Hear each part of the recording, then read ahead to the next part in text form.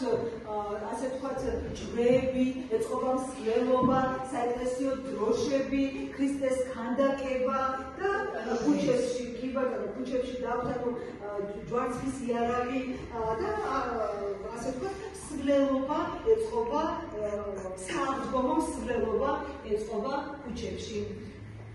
და ნახეთ, ბერნის ყველა მოსახლე, აი ძველ ნაწილში ხდება ერთმანეთს და ისინი აწყობენ ბრძოლას კვერცხებით. ნახეთ, ფულს ესვრიან კვერცხს. ჩვენთან ხომ არის ტრადიცია, თავარი ტრადიცია დაგვაუწყდა. კვერცხის ერთმანეთზე დაწვის ტრადიცია, ხო? და ჭეშმარიტია. ყველას მიყვარს, არა მხოლოდ ასე ვთქვათ, ყველას ვცდილობ, რომ მაგარი კვერცხი შევანიშნოთ, ხო? და ვინც გატეხავს კვერცხს, გამარჯვებულს დამარცხებულის კვერცხი ეკუთვნის, ხო?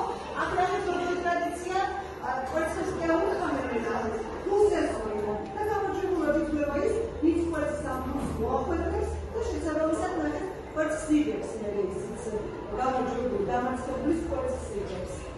ჩვენთანაც ახლა როგორი ტენდენცია არის?